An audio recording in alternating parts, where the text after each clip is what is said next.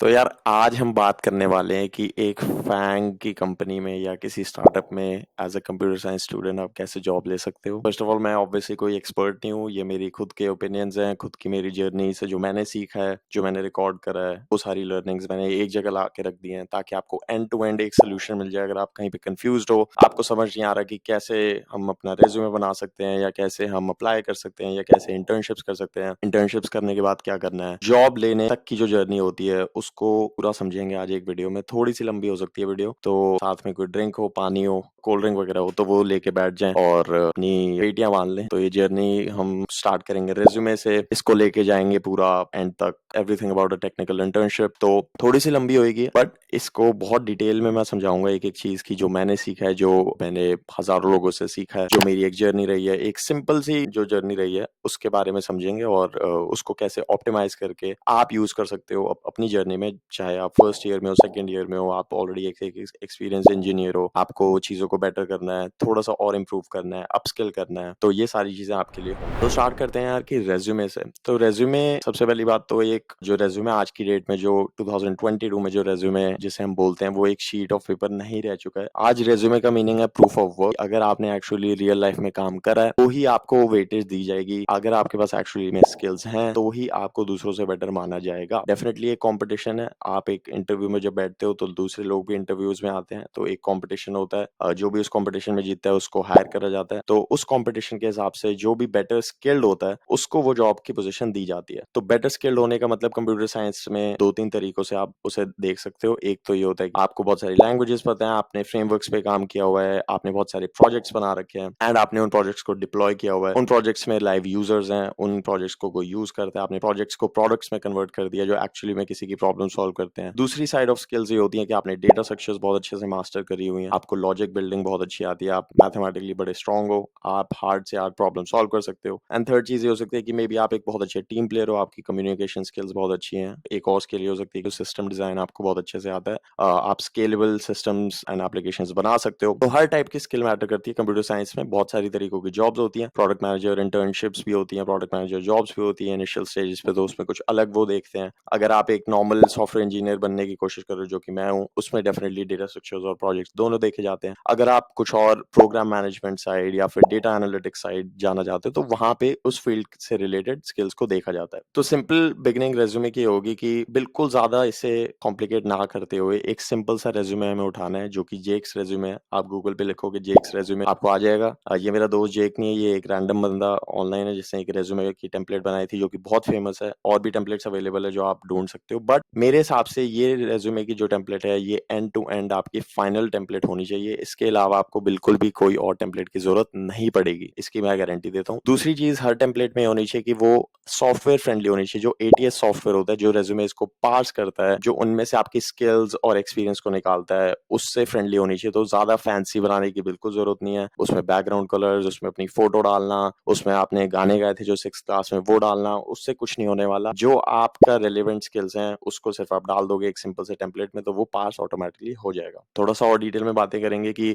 उसके अंदर होना क्या चाहिए रेज्यूमे में, बट उससे पहले एक हार्श रियलिटी जरूर आप अपने माइंड में रखो कि एक्शन वर्ड्स या अपना एक्सपीरियंस या जो इंग्लिश जो एक रेज्यूमे पे लिखी होती है उसे आप इतना भी अच्छा कर लोगे, उससे ज्यादा मैटर करता है कि आपका कंटेंट कैसा है। कंटेंट का मतलब है कि आपकी स्किल्स कैसी हैं या जो आप प्रोजेक्ट्स लिख रहे हो वो एक्चुअली में कैसे हैं। इंग्लिश अच्छे होने से या एक्शन वर्ड्स बहुत ज्यादा अच्छे होने से ज्यादा फर्क नहीं पड़ता मेरे हिसाब से, क्योंकि अगर आपके रेज्यूमे पे फेसबुक और गूगल लिखा है, फॉर एग्जाम्पल एक एग्जाम्पल लेते हैं, अगर ऊपर आप गूगल में इंटर्नशिप करिए, आपने फेसबुक पे इंटर्नशिप करी और नीचे आप हिंदी में भी 4 वर्ड्स लिख दोगे तो किसी को ज्यादा फर्क नहीं पड़ेगा, क्योंकि आपका एक्सपीरियंस ही आपके लिए बहुत इनफ बोलता है। सिमिलर है प्रोडक्ट्स के साथ। अगर आपका ऐसा कोई प्रोडक्ट है जो 10,000 मंथली एक्टिव यूजर्स हैं या जिसके 1 लाख यूजर्स हैं, या फिर आपने कोई ऐसा इंस्टाग्राम पेज बनाया था कोडिंग रिलेटेड जिसमें आपने बहुत सारे लोगों की हेल्प करी है, तो उसकी वैल्यू ऑटोमेटिकली इंक्रीज हो जाती है, रादर देन आपने इंग्लिश में कुछ फैंसी लिख दिया है कि implemented X Y Z. On the other hand action words definitely matter भी करते हैं। ऐसा नहीं है कि उन्हें बिल्कुल डिसरिगार्ड कर देना है, हमें मैटर भी करते हैं, क्योंकि ऑब्वियसली अगर आप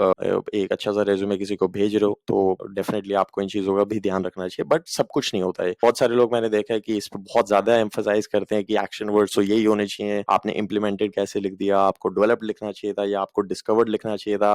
दिस इज ओनली 10%। तो आप इसको 10% मान के चलो कि worked on, created, added, implemented मेरे को स्टार्टिंग में डालना है, ताकि उससे एक अच्छा इम्पैक्ट पड़े कि जो बंदा अगर रीड कर रहा है या फिर अगर कोई हायरिंग मैनेजर उसको देख रहा है इंटरव्यू प्रोसेस के दौरान, तो वो ऐसा ना लगे कि इसको लिखना नहीं आता है। दो चीजें और एक रेज्यूमे में जो मैटर करती हैं, आई मीन ओवरऑल चार चीजें, work experience, projects, education and skills, but जो दो मेजर चीजें जो हमेशा मैटर करेंगी आपकी एजुकेशन और दूसरी चीजों से ज्यादा, वो है वर्क एक्सपीरियंस और प्रोजेक्ट्स। तो ऊपर मेरे हिसाब से सबसे पहले वर्क एक्सपीरियंस आना चाहिए, अगर आपके पास वर्क एक्सपीरियंस है तो। अगर आपने इंटर्नशिप्स करी हुई हैं, आपने कुछ ऐसी रिसर्च इंटर्नशिप्स करी हैं यूनिवर्सिटी में, या फिर आपने कहीं जॉब्स करी हैं, फ्रीलांसिंग का काम करा है, हैकाथॉन्स ऑर्गेनाइज करी हैं, जो भी आपका कोडिंग रिलेटेड एक्सपीरियंस है वो आप वहां डाल सकते हो। सिमिलर चीजें, एक्शन वर्ड्स वगैरह यूज कर सकते हो, एंड कुछ एग्जांपल्स यहाँ पे गिवन है। ये सारा का सारा ब्लॉग अपलोड हो जाएगा, इसको आप फॉलो कर सकते हो। मैं एक एक चीज पढ़ के नहीं बताऊंगा, बट इसमें सारा कुछ मेंशन है जो भी मैं बोल रहा हूँ। अगली चीज पे आ जाते हैं जो कि प्रोजेक्ट्स, आपने जो भी प्रोजेक्ट करे हैं। नीचे हम ये भी बातें करेंगे कि कैसे प्रोजेक्ट ढूंढने हैं, कैसे लोगों को ढूंढना है, कैसे हैकाथॉन्स में जाना है, क्या क्या चीजें रहती हैं। तो अगर आपके पास प्रोजेक्ट्स हैं जो कि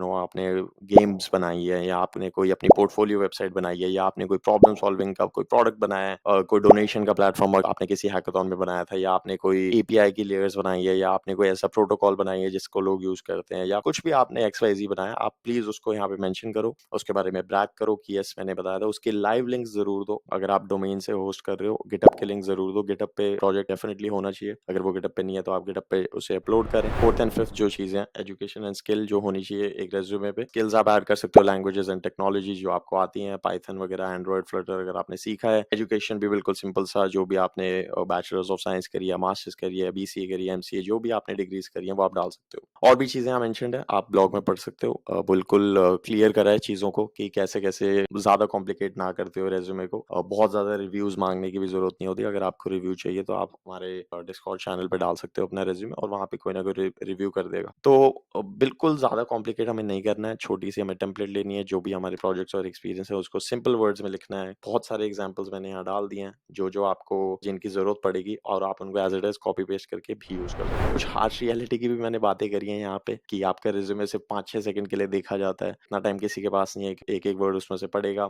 बहुत ज्यादा टाइम अपने रिज्यूमे पे लगाना मेरे हिसाब से वेस्ट ऑफ टाइम है। उससे बेटर है कि आप अपने प्रोजेक्ट्स पे काम करें, कुछ अच्छा बनाएं, अपने टाइम का फुल यूटिलाइज करें, हैकाथॉन्स में जाएं, वहां पे कुछ एक्चुअल चीजों पे काम करें, उससे ऑटोमेटिकली आपका रिज्यूमे बेटर बन जाएगा। And don't follow this blindly. ये भी बहुत अच्छा पॉइंट है कि मैं कुछ भी जो इस वीडियो में बोलता हूँ उसको आपको ब्लाइंडली फॉलो करने की बिल्कुल जरूरत नहीं है। मैं कोई एक्सपर्ट नहीं हूँ, जैसे मैंने बोला ये बस मेरा एक्सपीरियंस है, जो मैंने देखा है हजारों बच्चों के साथ काम करते हुए, और जो बहुत सारी कंफ्यूजन है उसी को क्लियर कर रहे हैं हम इस वीडियो में। यहाँ पे ऐसा कुछ एक्सपर्ट एडवाइस या आंखें बंद करके जो मैंने बोल दिया वो फॉलो करने की बिल्कुल जरूरत नहीं है। जो आपके लिए काम करता है आपको वो करना है। अगर आपके लिए बहुत फैंसी एक रेज्यूमे काम करता है, गो फॉर इट। अगर आपके लिए आपकी फोटो अगर आप ऐड करते हो और लोगों को वो पसंद आता है, देन गो फॉर इट। जो मेरा एक्सपीरियंस है और जो मैंने देखा है हजारों बच्चों के साथ होते हुए, वो ही मैं यहाँ पे शेयर कर रहा हूँ कि आप जितना सिंपल रखोगे चीजों को और अपना टाइम जहाँ मैंने बोला वहां डिवोट करोगे, तो आपको लॉन्गर टर्म में बहुत बेनिफिट उसका मिलेगा। सेकंड टॉपिक पे आ जाते हैं आज के, जो है कोडिंग प्रोजेक्ट्स और लोगों को कैसे ढूंढे। तो जब आपका जो रेज्यूमे होता है उसमें जो प्रोजेक्ट सेक्शन होता है, और प्रोजेक्ट सिर्फ हमें रेज्यूमे के लिए बिल्कुल नहीं बनाने, हमें बनाने हैं, फर्स्ट ऑफ ऑल हमें बनाने का मन होना चाहिए। सेकंड ऑफ ऑल हमें कोई प्रॉब्लम सॉल्व करने का मन है तो हमें प्रोजेक्ट्स बनाने चाहिए। जबरदस्ती हैकाथॉन्स में जाना, जबरदस्ती प्रोजेक्ट्स बनाना, वो एक लिमिट तक हो सकता है, और उसको आप लाइफ लॉन्ग बिल्कुल नहीं खींच पाओगे, एंड वो स्ट्रेस बिल्डअप करेगा। तो इससे बेटर है कि आप ऐसा कुछ ढूंढो जो आपको एक्चुअली में इंटरेस्टिंग लगता है, एंड आप उसके टुवर्ड्स काम करो। चाहे वो मार्केटिंग हो, चाहे वो एनालिटिक्स हो, चाहे वो कुछ भी हो, जो भी आपको इंटरेस्टिंग लगता है आप उससे रिलेटेड भी प्रोजेक्ट्स बना सकते हो। बेस्ट तरीका प्रोजेक्ट बनाने का आज की डेट में, हैंड्स ऑन, कोई भी डिसएग्री नहीं करेगा, वो है हैकाथॉन। हर बंदे को हर हैकाथॉन में जाना चाहिए, चाहे वो वेब 3 हो, ब्लॉकचेन रिलेटेड हो, चाहे वो वेब 2 रिलेटेड हो। और हैकाथॉन की सबसे बड़ी बात होती है कि आपको स्पेसिफिक स्किल्स आने की बिल्कुल जरूरत नहीं होती। अगर आपको कुछ भी नहीं आता है तो भी आप हैकाथॉन्स में जा सकते हो। वहां पे जाओ, लोगों से बातें करो, लोगों को ढूंढो, उनके साथ प्रोजेक्ट्स बनाओ जो ऑलरेडी बहुत सक्सेसफुल हैं उस फील्ड में। फॉर एग्जाम्पल अगर कोई फ्रंट एंड के बहुत अच्छे लोग आए हुए हैं या बैक एंड डेवलपर्स आए हुए हैं, तो आप उनसे बात करो, उनसे सीखो, उनसे पूछो कि हमें कैसे सीखना चाहिए। उनके साथ बैठो पूरी हैकाथॉन में। 24 से 72 आवर्स की हैकाथॉन्स होती हैं, 2 से 3 दिन की जो हैकाथॉन्स होती हैं, आप उसमें जाओ, लोगों से मिलो, बैठो, हैकाथॉन पे एक पूरी वीडियो ऑलरेडी मैंने बनाई हुई है, उसको भी आप चेकआउट कर सकते हो। दूसरा तरीका प्रोजेक्ट्स को ढूँढने का है, वो है गिटहब और ओपन सोर्स जो कम्युनिटीज़ हैं बहुत सारी। तो जीसॉग जैसे आपने सुना होगा, गूगल समर ऑफ कोड और भी बहुत सारी ऑर्गनाइज़ेशंस हैं जो ओपन सोर्स चीज़ें होस्ट करती हैं। मैं पर्टिकुलरली इसमें बिल्कुल एक्सपीरियंस ज़्यादा नहीं है मेरा इसमें, तो मैं इसमें बहुत ज़्यादा टिप्पणी नहीं दूँगा। मैंने तो कुछ पॉइंट्स यहाँ पे मेंशन कर दिए हैं ओपन सोर्स के बारे में जो आप एक्सप्लोर कर सकते हो। बहुत सारी और भी वीडियोज़ हैं यूट्यूब पे जो मैंने देखे हैं जो कि डेवऑप्स रिलेटेड या ओपन सोर्स रिलेटेड हैं, वो बहुत अच्छी हैं, आप उन्हें भी चेकआउट करें। अगर आप ओपन सोर्स में पर्टिकुलरली इंटरेस्टेड हो, आपको लगता है कि मुझे फायरबेस या एक्स-वाई-ज़ेड जितनी भी ओपन सोर्स मोज़िला या जितनी भी ओपन सोर्स ऑर्गनाइज़ेशंस हैं उसमें काम करना है और उनको बेटर बनाना है, तो आप प्लीज़ इस फील्ड को भी एक्सप्लोर कर सकते हो। कुछ लिंक्स मैंने यहाँ पे डाल दिए हैं कि इसमें आप थोड़ी बहुत चीज़ें आपको मिल जाएँगी, जैसे जीसॉक है या कुछ और है, ऑसम रिएक्ट करके वो है, ऐसी-ऐसी चीज़ों में भी आप कंट्रीब्यूट कर सकते हो। ज़रूरी नहीं है बड़ी ऑर्गनाइज़ेशन ही हो, छोटी-मोटी चीज़ों पे भी आप स्टार्ट कर सकते हो अपनी जर्नी वहाँ से। थर्ड जहाँ से आप कोडिंग प्रोजेक्ट्स और लोगों को ढूँढ सकते हो वो है लिंक्डइन। बहुत बार मैंने देखा है कि लिंक्डइन पे लोग अपने प्रोजेक्ट्स पोस्ट करते हैं। बिल्कुल ब्रैग करने की उसमें कोई कोई नुकसान नहीं है। अगर आपने मेहनत करी है 2-3 दिन, 4 दिन, हफ्ते, 2 महीने लगाए हैं, तो आप डेफिनिटली उसे लिंक्डइन पे पोस्ट कर सकते हो। सोशल मीडिया पे और पब्लिक में बिल्ड करने का बहुत फ़ायदे होते हैं कि आपको फीडबैक मिलता है। तो ऐसी अगर आपको कोई लिंक्डइन पोस्ट दिखती है जिसमें किसी ने फुल स्टैक ऐप बनाई है या रिएक्ट की कोई ऐप है, एंगुलर की कोई ऐप है, बैकएंड की कोई ऐप है, आप प्लीज़ उसे मैसेज करो, उनसे कोलैबोरेशन के एफर्ट्स के टुवर्ड्स जाओ और उनके साथ कुछ और बनाने का ट्राई करो, क्यों नहीं? मोस्टली लोग ओपन होते हैं हमेशा लर्निंग के लिए, जो वो चीज़ें पोस्ट करते हैं वो ऑलरेडी ओपन होते हैं और मैं भी रेगुलरली लोगों को मैसेज करता रहता हूँ। अगर मेरे को कोई अच्छा प्रोजेक्ट दिखता है, तो मैं मैसेज कर देता हूँ कि यार ये बड़ा अच्छा प्रोजेक्ट है और हम किस तरीके से कोलैब कर सकते हैं, मेरी ये स्किल्स हैं, इसमें हम ये एडिशन करके इसको थोड़ा बेटर बना सकते हैं, एक अच्छी प्रॉब्लम सॉल्व कर सकते हैं। लोगों एक्टिव यूज़र्स को इस पे ला सकते हैं डोमेन से कनेक्ट करने के बाद। तो प्रोडक्ट की जर्नी कोलैबोरेशन से होती है और लिंक्डइन, प्रोडक्ट हंट दोनों ही बहुत अच्छी जगह है जहाँ पे लोग एक्टिवली अपने प्रोजेक्ट्स और प्रोडक्ट्स पोस्ट करते रहते हैं। तो आप प्लीज़ उन्हें चेकआउट कर सकते हो। सिंपल प्रोजेक्ट्स है अगला टॉपिक में। सिंपल प्रोजेक्ट का मतलब है कि जो कुछ ऐसी चीज़ें होती हैं जो कि आसान होती हैं बनानी इनिशियली। तो जैसे एचटीएमएल, सीएसएस, जावास्क्रिप्ट उतनी ज़्यादा मुश्किल नहीं है एक पोर्टफोलियो वेबसाइट बनाने के लिए। वैसी कुछ ऐसी चीज़ें हैं जो आप क्विकली बिल्ड कर सकते हो। तो जैसे जिसमें एक क्रोम एक्सटेंशन आता है, शॉपिफाई की आप ऐप्स बना सकते हो, ज़्यादा टाइम नहीं लगता। क्रोम एक्सटेंशंस आप बना सकते हो जिसमें ज़्यादा टाइम नहीं लगता। और इसका एक फ़ायदा होता है कि आपको एक हेड स्टार्ट मिल जाता है। तो फॉर एग्ज़ाम्पल आपके पास कोई प्रोजेक्ट्स नहीं है और आपको एक फुल स्टैक ऐप बनानी है, तो उसमें डेफिनिटली आपको टाइम लगेगा। तो ऑब्वियसली वो एक पूरी जर्नी है। तो उसको एक हेड स्टार्ट देने के लिए उस जर्नी में आप ऐसा कर सकते हो कि आप छोटे प्रोजेक्ट से स्टार्ट कर सकते हो। अगर आप कन्फ्यूज़ हो कि मैं क्या बनाऊँ, क्या नहीं बनाऊँ, तो आप क्रोम एक्सटेंशंस बना सकते हो फॉर एग्ज़ाम्पल। अगेन मेरी एडवाइस ये है कि आपको जो पसंद आए आप वो करें। ज़रूरी नहीं है अगर आपको क्रोम एक्सटेंशंस नहीं पसंद आ रही है, आप उसके साथ नहीं आपका बैठ रहा है, तो आप कुछ और भी बना सकते हो। अगर आपको क्रोम एक्सटेंशंस इंटरेस्टिंग लगती है, तो आप डेफिनिटली क्रोम एक्सटेंशंस बना सकते हो। बट कुछ ना कुछ बनाओ, जो भी आपको पसंद है, जो भी आपको चीज़ें अच्छी लगती हैं, आप उस फील्ड को एक्सप्लोर करो, उसमें बनाओ। अगर आपको एआई मशीन लर्निंग का कुछ पसंद है, तो आप उसमें भी डेफिनिटली प्रोजेक्ट्स बना सकते हो। केगल, डेटा साइंस वगैरह रिलेटेड जो भी है, बिल्कुल जो आपको इंटरेस्टिंग लगता है, आप उसमें प्रोजेक्ट्स बना सकते हो। बट प्रोजेक्ट्स बनाना बहुत ज़रूरी है।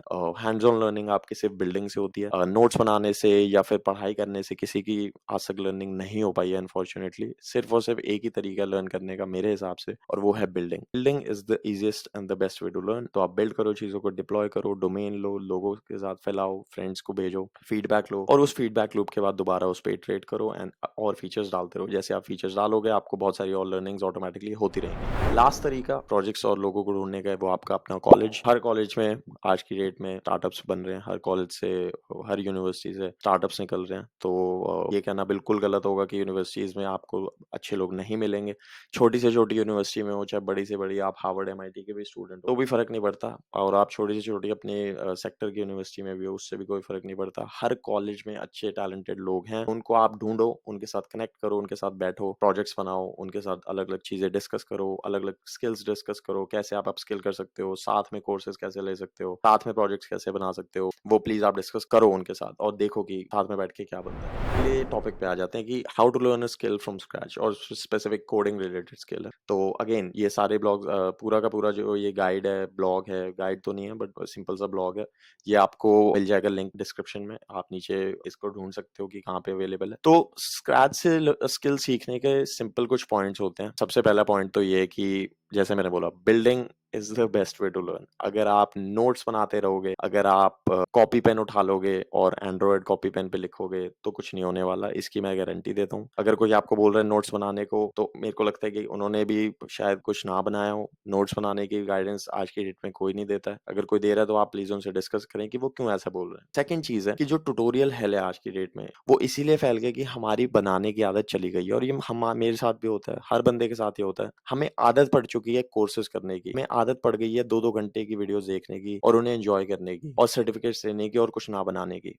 सबकी ये आदत बन गई है लिंक्डइन पे कि सर्टिफ़िकेट्स डाल दो, और मैंने ये 6 घंटे का कोर्स कर लिया है, मैंने 2 महीने का कोर्स कर लिया है, मैंने 10 महीने का एंड्रॉयड का कोर्स कर लिया है। और जब आप उनसे कोने में जाके पूछोगे कि आपने एंड्रॉयड का कोर्स तो करा है, बट आपने कुछ बनाया है? आपने फुल स्टैक वेब डेव का कोर्स कर लिया, बट आपने वेबसाइट कोई बनाई है? अपनी वेबसाइट तो दिखाओ। तो वो कहते हैं वेबसाइट क्या वेबसाइट नहीं बनाई मैंने कोर्स कर लिया। तो मोबाइल ऐप डेवलपमेंट का अगर आप कोर्स कर रहे हो और आपने ऐप ही कभी नहीं बनाई है, तो कोर्स किस बात का? उन स्किल्स को यूज़ भी तो करना है। स्किल्स को बिना यूज़ करे अगर कॉपी पेन पे नोट बना के सर्टिफ़िकेट्स ले लोगे, तो उसका कोई फ़ायदा नहीं है। सर्टिफ़िकेट्स और कोर्सेज़ का तभी फ़ायदा है जब आप उन स्किल से कुछ बना रहे हो, उन स्किल से कुछ एप्लीकेशन प्रैक्टिकल लाइफ़ में उनका यूज़ कर रहे हो। अगर आप वेब डेव सीख रहे हो, तो अपनी पोर्टफोलियो वेबसाइट आपकी बेयर मिनिमम होनी चाहिए। आपकी कोई और आपका आइडिया आपके दिमाग में हो कि यार मे बी मैं हायरिंग की कोई वेबसाइट बना सकता हूँ, या कोर्सेज़ की कोई वेबसाइट बना सकता हूँ, या गूगल डॉक का क्लोन बना सकता हूँ, या कुछ भी आपका जो भी मन हो, जो भी दिमाग में चीज़ें चल रही हैं आपकी, आप उन आइडियाज़ को जब इम्प्लीमेंट ही नहीं करोगे, तो सीखने का क्या फ़ायदा है? सिर्फ़ सीख के नोट्स बना के हमें सर्टिफ़िकेट थोड़ी लेने। तो वो ट्यूटोरियल हेल का जो कॉन्सेप्ट है, वो बहुत रियल है आज की डेट में। 90% इवन 99% मैं बोलूँगा, बच्चे आज की डेट में यही करते हैं।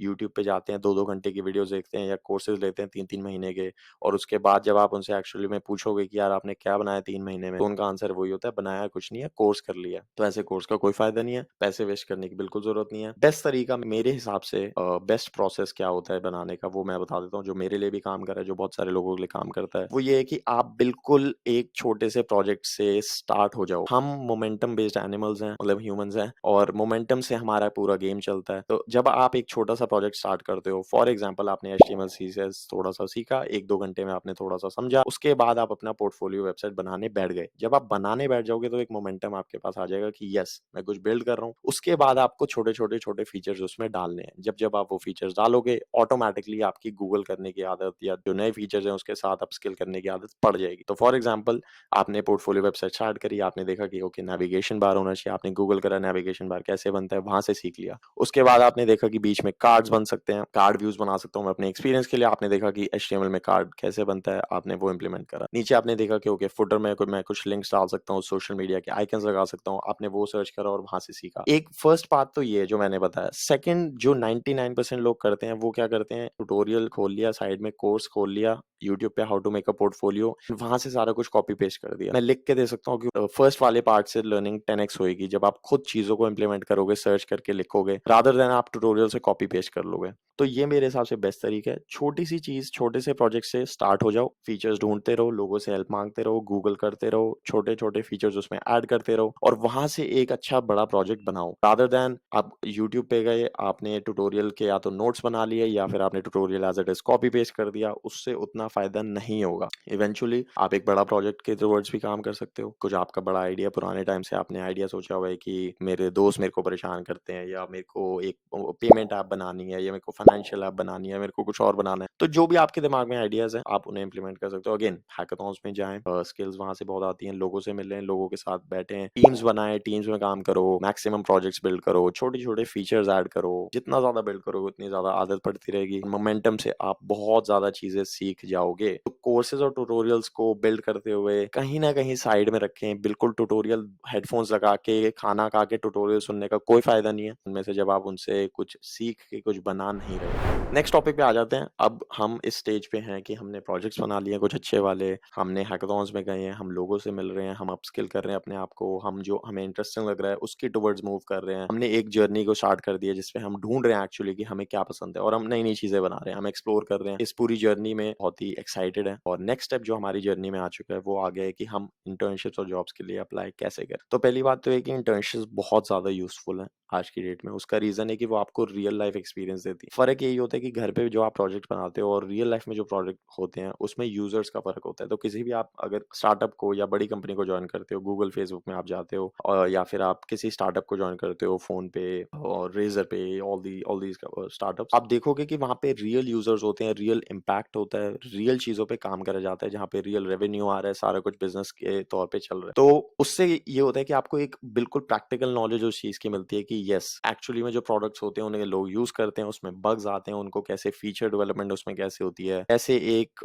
एजाइल मेथड से लोग चलते हैं, कैसे टीम्स आपस में काम करती हैं, किस तरीके से वो बारी-बारी फीचर्स ऐड करते हैं, किस तरीके से एक स्टार्टअप ग्रो करता है, हर 6 महीने में नए प्रोडक्ट्स कैसे लॉन्च होते हैं, हर 6 महीने में नए फीचर्स कैसे लॉन्च होते हैं, तो वो समझना बहुत ज़्यादा ज़रूरी है। चाहे आपको अपना स्टार्टअप करना है, चाहे आपको अपनी आगे जॉब्स ढूँढनी है, चाहे आपको दूसरों को एम्प्लॉय करना है। मेरे हिसाब से इंटर्नशिप्स करना बहुत ज़्यादा ज़रूरी है। This should be a no brainer अगर आपको इंटर्नशिप्स के ऑफर हैं, तो या आपको इंटर्नशिप्स करने का अभी आपके पास टाइम है 3 महीने, 4 महीने, 1 महीने, 2 महीने, तो आपको 100% इंटर्नशिप्स के लिए जाना चाहिए। बात करते हैं कि कैसे अप्लाई करना है इंटर्नशिप्स के लिए। थोड़ी-सी यहाँ पे चीज़ें अगेन हार्श रियलिटी की टुवर्ड्स आ जाएँगी क्योंकि मेरा पॉइंट ऑफ व्यू बाकियों से थोड़ा-सा अलग है। मेरे हिसाब से इंटर्नशिप्स को अप्लाई करने का तरीका सिर्फ़ और सिर्फ़ एक होना चाहिए which is cold email. Online applications या फिर जो आपके वर्कडे हैं या फिर हज़ारों जो एप्लीकेशंस कंपनीज़ खोलती हैं, वो थोड़ा-सा आउटडेटेड हो गया है। हालाँकि बहुत जगहों पे भी वहाँ से लिया जाता है बट ट्रैफ़िक वहाँ पे बहुत ज़्यादा है। तो जनरल सी बात है कि अगर आप गूगल में अप्लाई कर रहे हो, तो 1 लाख एप्लीकेशंस आपकी इस टाइम पे ऑनलाइन भर जाएँगी। अगर 15 सितंबर को एप्लीकेशंस खुलती हैं, तो 16 सितंबर को मैं सरप्राइज़ नहीं होऊँगा कि 40-50 हज़ार एप्लीकेशंस ऑलरेडी आ चुकी हैं। तो वहाँ से डिफरेंशिएट करना डेफिनिटली थोड़ा-सा मुश्किल हो जाता है। रिक्रूटर्स के पास टाइम कम होता है हर एक एप्लीकेशन को देखने का। तो अगर आपका रिज़्यूमे बहुत अच्छा भी है, तो बहुत बार ऐसे चांसेस होते हैं कि वो स्किप हो सकता है। मैं नहीं कह रहा कि स्किप होता है हमेशा बट हो सकता है, ज़रूरी नहीं है। तो मेरे हिसाब से 2022 एंड मूविंग फॉरवर्ड बेस्ट तरीका इंटर्नशिप जॉब्स या किसी भी अपॉर्च्युनिटी को लेने का है, वो है कोल्ड ईमेल। कोल्ड ईमेल का मतलब ये होता है कि आप किसी बंदे को जानते नहीं हो और आपको उनसे बात करनी है, आपको उनसे नेटवर्क करना है, उनसे कनेक्ट करना है, तो आप कैसे कर सकते हो? छोटा-सा ब्लॉग हमारा कोल्ड ईमेल पे भी है कि कैसे आप लिख सकते हो। बट कोल्ड ईमेल को 15 सेकंड में अगर समझना है तो वो यही होगा कि आपको कुछ ना कुछ उनसे वैल्यू चाहिए और आप अपनी भी वैल्यू वहाँ पे डाल रहे हो। तो विन-विन दोनों के लिए सिचुएशन है कि अगर कोई हायरिंग मैनेजर है, वो हायर कर रहा है और आपको लगता है आप बहुत अच्छे कैंडिडेट हो, तो आप उनकी भी हेल्प कर रहे हो और उनको इन रिटर्न एक बहुत अच्छा कैंडिडेट मिल रहा है। तो हर कोल्ड ईमेल में मेरे हिसाब से सिर्फ 2 चीज़ें होनी चाहिए। One should be the selling point, second should be the value propagation कि आप क्या वैल्यू प्रोवाइड करते हो और आपका सेलिंग पॉइंट क्या है। सेलिंग पॉइंट कुछ भी हो सकता है कि मैं बहुत अच्छा फ्रंट एंड का डेवलपर हूँ, मैं बहुत अच्छी ऐप्स बनाता हूँ, मैंने बहुत अच्छी ऐप्स पहले बनाई हैं, मैं डेटा स्ट्रक्चर्स में बहुत अच्छा हूँ, मैंने कोड फोर्सेस में मेरी रैंक बहुत अच्छी है या फिर मैं यूट्यूब वीडियोज़ बहुत अच्छी एडिट करता हूँ या फिर मैं मीम्स बहुत अच्छी बनाता हूँ या जो भी आपकी स्किल है, आपको वहाँ पे डालनी ही पड़ेगी। सेकेंडली आपको वहाँ पे जो भी वैल्यू आप प्रोवाइड करोगे वो भी डाल सकते हो कि यस मैं इंटर्नशिप के लिए अप्लाई कर रहा हूँ, मैं इस इंटर्नशिप में 3 महीने जो इंटर्नशिप है उसमें आना चाहता हूँ या फिर जो आपके वीडियोज़ हैं उनको मैं एडिट करना चाहता हूँ या फिर जो आपकी एनालिटिकल टूल्स हैं उसको मैं बेटर करना चाहता हूँ या जो भी है, जो भी आप वैल्यू प्रोवाइड करोगे, आपको ये 2 चीज़ें डालनी है। तो 2 चीज़ें मेरे हिसाब से बड़ी अच्छी काम करती हैं, सेलिंग पॉइंट एंड वैल्यू जो भी वैल्यू आप देना चाहते हो या जो भी आपका जो स्ट्रॉन्ग पॉइंट्स हैं, स्किल्स है वो आप वहाँ डाल सकते हो। अब इसमें और भी बहुत सारी चीज़ें हैं कि इंटर्नशिप्स को कैसे अप्लाई करें। इंटर्नशिप्स में करियर फेज़ में आप जा सकते हो, जॉब पोर्टल्स बहुत सारे अवेलेबल है, लिंक्डइन वगैरह के रेफरल्स आप ले सकते हो लोगों से, नेटवर्किंग इवेंट्स बहुत सारे होते हैं जैसे grace, hopper and much more. Discord, Reddit पे भी बहुत सारी हायरिंग मैनेजर्स और रिक्रूटर्स रहते हैं, तो देखते रहते हैं कि कहाँ कैसे हो रहा है। स्पेसिफिक स्किल्स अगर आपकी हैं, फॉर एग्जांपल अगर आप एंगुलर में बहुत एक्सपीरियंस्ड हो तो आप एंगुलर का डिस्कॉर्ड जॉइन कर सकते हो, वहाँ से डायरेक्टली आपको एक्सपीरियंस और डायरेक्टली जॉब अपॉर्चुनिटीज मिल जाएंगी। ऑनलाइन भी करियर फेयर स्टार्ट हो गए हैं बहुत सारे आज की डेट में, तो आप उन्हें भी एक्सप्लोर कर सकते हो। बट अगेन मेरे हिसाब से बेस्ट तरीका अगर आप स्किलफुल हो तो that should be cold email. अगर आपको उतना कॉन्फिडेंस नहीं है तो ये स्टेप्स को फॉलो करें। अगर आप कॉन्फिडेंट हो तो कोल्ड ईमेल करना स्टार्ट करो। स्टार्टअप फाउंडर्स को इधर-उधर अगर आपके पास उतनी राइट स्किल्स हैं, मेरे हिसाब से आपको डेफिनिटली लोग अप्रिशिएट करेंगे जब आप उन्हें ईमेल करोगे और बताओगे कि मैं ये कर सकता हूँ एंड इन चीज़ों के लिए मैं अप्लाई कर रहा हूँ। That will be great. Again कुछ रिमेंबर वाले पॉइंट्स भी मैंने लिखे हुए हैं कि आपको टाइम लेके चलना है चीज़ों को, आपको हंड्रेड्स ऑफ पोज़ीशंस पे नहीं अप्लाई करना है, एक-एक एप्लीकेशन में थोड़ा टाइम लगाएँ, ढूँढे कहाँ पे आपको जॉब एक्चुअली में मिल सकती है, ढूँढे प्रीरेक्विज़िट्स क्या-क्या हैं पोज़ीशंस के और भी बहुत सारी चीज़ें ढूँढें कि टाइमलाइन्स क्या हैं, लोकेशन क्या-क्या है, रिमोट है कि नहीं है, कौन-सी स्किल से क्या मैच कर रहा है और काफ़ी सारी चीज़ें। अगले टॉपिक पे आ जाते हैं कि how to take a technical phone interview. आपने अप्लाई कर दिया इंटर्नशिप्स के लिए, नेक्स्ट स्टेप हमने बहुत जगहों पे अप्लाई कर दिया, बहुत अच्छे से अप्लाई कर दिया। नेक्स्ट स्टेप जो आ जाता है वो है कि हम हमारी हमारे फ़ोन इंटरव्यूज़ आने लग गए हैं, ठीक है? अब हमारे फ़ोन इंटरव्यूज़ आ रहे हैं, हर वीकेंड हमारे 4 इंटरव्यूज़ हैं, तो हमें फ़ोन इंटरव्यू लेना कैसे है? तो ऑब्वियस सी बात है कि मैक्सिमम जो कंप्यूटर साइंस इंटर्नशिप्स या जॉब्स होती हैं, उसमें डेटा स्ट्रक्चर्स एंड एल्गोरिदम्स पूछा जाता है। कंट्रोवर्शियल टॉपिक है कि ये पूछा जाना चाहिए या नहीं जाना चाहिए, उस पे हम नहीं जाएँगे। वो बहुत सारी रीज़न से होता है। कंपनीज़ भी बेवकूफ़ नहीं है। उन्होंने किसी रीज़न ही है कि उन्होंने डेटा स्ट्रक्चर्स को एक इंटरव्यू का पार्ट बनाया है। लॉजिक बिल्डिंग और बहुत सारी चीज़ें देखी जाती हैं। तो यहाँ पे कुछ चीज़ें मेंशन्ड है, ब्रीफली आगे बढ़ते हैं यहाँ से बट कुछ 2 दिन पहले आप क्या कर सकते हो, राइट बिफोर आप इंटरव्यू से क्या कर सकते हो। मैं पर्सनली पंजाबी गाने और गाने-वाने सुनता था अपने टाइम पे 2-3 साल पहले इंटरव्यूज़ देने से पहले थोड़ा पंप करने के लिए अपने आप को कि मैं कर सकता हूँ या ये जो भी चीज़ें हैं वो पॉसिबल हो सकती हैं। थोड़ा-सा हाइप बनाने के लिए चीज़ों को आप एक्सरसाइज़ करो, ये करो, वो करो। बट सबसे इम्पोर्टेंट पार्ट यहाँ का ये है कि ड्यूरिंग द इंटरव्यू आपको क्या करना है। आई थिंक मेजॉरिटी जो गलतियाँ लोग करते हैं वो है कम्युनिकेशन। बाकी सारी चीज़ें आपको आई थिंक पता ही होंगी कि कोड लिखें, टेस्ट करें चीज़ों को, डेटा स्ट्रक्चर ऑब्वियसली आपके वो सब कुछ पता होना चाहिए, एल्गोरिदम्स वगैरह आपको सारी आनी चाहिए। अगर आप क्वेश्चन सॉल्व नहीं कर पा रहे हो तो दैट इज़ वो बिगिनिंग ही आपकी खराब हो जाएगी। बट इवन जब हिंट लेने की बात आती है या अगर आप स्टक हो गए हो किसी चीज़ पे, इंटरव्यूअर को तभी पता चलेगा आप स्टक हो जब आप बातें करोगे। जितना ज़्यादा कम्युनिकेट करोगे, उतना ज़्यादा इंटरव्यूअर आपकी हेल्प कर पाएगा। और हेल्प लेना बिल्कुल भी गलत नहीं है। अगर ऐसा कोई कहता है कि हेल्प लेना बहुत ज़्यादा रेड फ्लैग है, तो उसका सिंपल सा ये है कि ना करने से बेटर तो यही है कि आप हेल्प ले लो, राइट? बिल्कुल कुछ ना बोलो, चुपचाप बैठे रहो इंटरव्यू में और इंटरव्यू निकल जाए 45 मिनट्स या 60 मिनट्स के इंटरव्यू होते हैं और वो खत्म ही हो जाए। उससे बेटर है कि जो भी आपके थॉट्स चल रहे हैं, आप उन्हें स्पीक आउट लाउड करें कि ये अप्रोच में या I am trying this approach, is this good? I am trying this approach, is this good? या जो भी आपके दिमाग में उस टाइम पे चल रहा है कि okay, am I going in the right direction या मैं इस चीज़ को ट्राई करने का सोच रहा हूँ या इस टेस्ट केस को लगाने का सोच रहा हूँ या ये टाइम कॉम्प्लेक्सिटी अभी ये आ रही है, इसको मैं ऐसे ऑप्टिमाइज़ कर सकता हूँ। जितना ज़्यादा डिस्कस करोगे क्योंकि दूसरी साइड भी एक आदमी बैठा है, मशीन नहीं बैठी। जितना ज़्यादा डिस्कस करोगे उतना ज़्यादा आपको फ़ायदा मिलेगा। चुपचाप बैठ के क्योंकि कोडर्स की आदत होती है कि हम सारे इंट्रोवर्ट्स हैं कहीं न कहीं, हमें बोलना उतना पसंद नहीं है। हमें पसंद है कि हम कोड करते रहें नीचे देख के और जो सामने वाला है वो खुद ही समझ जाए। बहुत बार ऐसा भी होता है कि जो हार्ड प्रॉब्लम्स होती हैं वो लोग सॉल्व कर देते हैं बट इंटरव्यूअर को ही समझ नहीं आता कि क्या हुआ है। बहुत बार ऐसा भी होता है कि बहुत ईज़ी प्रॉब्लम्स होती हैं, उन्हें बहुत हार्ड तरीके से सॉल्व कर दिया जाता है। तो उन ऐसे सिनेरियोज़ को अवॉइड करने के लिए आपको उनसे बात करनी पड़ेगी लगातार। ऐसा ना हो कि आप 30 मिनट्स कोड कर रहे हो, 31st मिनट पे आपने उनसे बोला कि अरे इज़ दिस गुड? और वो कहता है कि यार मुझे तो पता ही नहीं आप क्या कर रहे हो। तो उससे बेटर है कि आप हर 2-3 मिनट में उससे बात करो, उसे समझाते रहो अपना जो भी प्रोसेस आपके दिमाग में चल रहा है, उसे बताते रहो जो भी चीज़ें आप सोच रहे हो, जो भी टाइम कॉम्प्लेक्सिटी है, जो भी टेस्ट केसेस आप लिख रहे हो, जो भी एल्गोरिदम आप यूज़ कर रहे हो, कोई अगर पैटर्न आप यूज़ कर रहे हो, 2 पॉइंटर ये वो स्लाइडिंग विंडो, तो आप उसे बताएँ। डेफ़िनिटली उसके ब्राउनी पॉइंट्स मिलते हैं। उससे पता चलता है कि आदमी की नॉलेज है, ये कम्युनिकेट करना चाहता है, he is a team player, ये बता-बता के कर रहा है चीज़ें। रादर देन आप म्यूट हो ती 30 मिनट्स तक और आप बस कोड करे जा रहे हो, वो आपके लिए नेगेटिव जा भी सकता है, इवन दो आप क्वेश्चन सॉल्व कर देते हो तो। अगले टॉपिक पे आ जाते हैं। अब आपकी इंटर्नशिप लग गई है, कांग्रेचुलेशंस। आपका फैंग में या किसी बड़े स्टार्टअप में इंटर्नशिप आपकी लग गई है, कांग्रेट्स। और अब हम थोड़ी-सी बातें कर लेते हैं कि उस इंटर्नशिप में करना क्या? तो पहली बात तो इंटर्नशिप में ये करना है कि ऑब्वियसली 2-3 महीने की इंटर्नशिप होती है, तो आप उन 2-3 महीने में ऐसा तो है नहीं कि नया यूट्यूब खड़ा कर दोगे या फिर अगर आप किसी स्टार्टअप में काम कर रहे हो तो उनके लिए मिलियंस ऑफ डॉलर्स ले आओगे। पॉसिबल है बट वेरी रेयर। तो उन 2-3 महीने में आप किस तरीके से फ़ायदा उठा सकते हो चीज़ों का? पहला तो ये है कि आप नेटवर्क कर सकते हो। बहुत सारे आपसे एक्सपीरियंस लोग ज़्यादा वहाँ पे होते हैं, तो आप उनसे बात कर सकते हो। कॉफ़ी चैट्स होती हैं बहुत सारी, लंचेज़ होते हैं टीम के, वहाँ पे जा सकते हो। वर्चुअली लोगों से बातें कर सकते हो कि कैसे आपकी तरह बन सकता हूँ या कैसे मैं आपके एक्सपीरियंस से सीख सकता हूँ। अगेन इस ब्लॉग को डेफिनिटली पूरा पढ़ें क्योंकि इसमें बहुत डिटेल में चीज़ें लिखी हुई हैं। बताने में वो इतनी ज़्यादा मुझे याद भी नहीं आती और मैं पढ़ के भी नहीं ऑब्वियसली बोल रहा हूँ तो उतनी चीज़ें बाहर नहीं आएँगी बट आप इसको प्लीज़ पढ़ें, ज़्यादा से ज़्यादा चीज़ें आएँगी और कोई भी अगर ऐसे पॉइंट्स हैं जो मैंने मिस कर दिए हैं या आपको लगता है कि गलत बोले हैं तो आप वो प्लीज़ नीचे कमेंट बॉक्स में मेरे को बताएँ कि आपने बिल्कुल गलत बोल दिया था या ये नहीं होना चाहिए या ऐसा कुछ गलत है।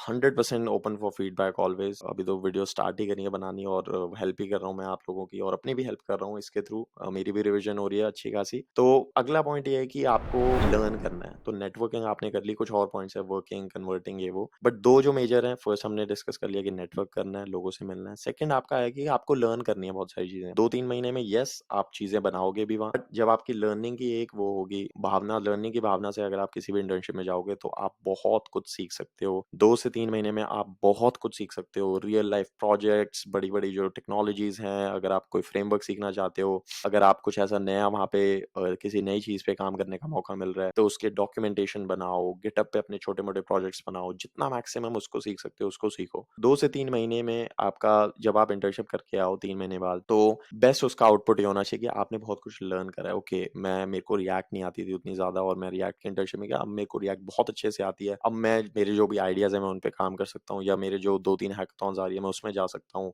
या फिर मैं उसको यूज़ कर सकता हूँ। डीए से रिलेटेड इंटर्नशिप्स बहुत ही रेयर होती हैं क्योंकि ऑब्वियसली डीएसए का कहीं न कहीं प्रोजेक्ट्स जो रियल लाइफ़ है उनसे रिलेशन नहीं होता, तो आपको फ्रेमवर्क्स और टेक्नोलॉजी सीखनी पड़ती हैं at the end of the day. तो वो ही लर्निंग मेजॉरिटी में आपकी आएगी। तो अगर आप एंगुलर सीख रहे हो, रिएक्ट सीख रहे हो, ऐप्स बना रहे हो, मशीन लर्निंग के कोई मॉडल्स आपने बनाए हैं, वो सारी जो भी लर्निंग्स आपको वहाँ से मिलेगी, उस पे आपको डेफिनिटली ध्यान देना है। एंड लास्ट पॉइंट ये है कि हर इंटर्नशिप में जो मेजॉरिटी लोग एम करते हैं, वो करते हैं कि उन्हें कन्वर्जन मिल जाए फुल टाइम के लिए, और डेफिनिटली मेरा भी वही गोल था जब मैंने इंटर्नशिप करी थी। एक छोटा-सा गोल मेरा ये भी था कि मैं कन्वर्ट हूँ इंटर्नशिप से फुल टाइम, एंड वो कहीं न कहीं डिपेंड करता है कि आप कितने अच्छे टीम प्लेयर हो, आप टीम के साथ कैसे रहते हो, काम आप कैसा करते हो, स्किल्स आपकी कितनी अच्छी हैं, कितनी मेहनत आप कर सकते हो। सारी चीज़ों का कॉम्बिनेशन जो निकल के आता है वो यही आता है कि are you good enough to work there. और अगर आप नहीं भी कन्वर्ट होते तो उसमें भी कोई बुरी बात नहीं है। ज़रूरी नहीं है कि आपने कुछ वहाँ पे गलत करा है। बहुत बार हेड काउंट कम होता है, बहुत बार कंपनीज़ भी प्रेशर में होती हैं न्यू हायर्स के लिए, तो उससे आप सीखो, उससे एक लर्निंग लो कि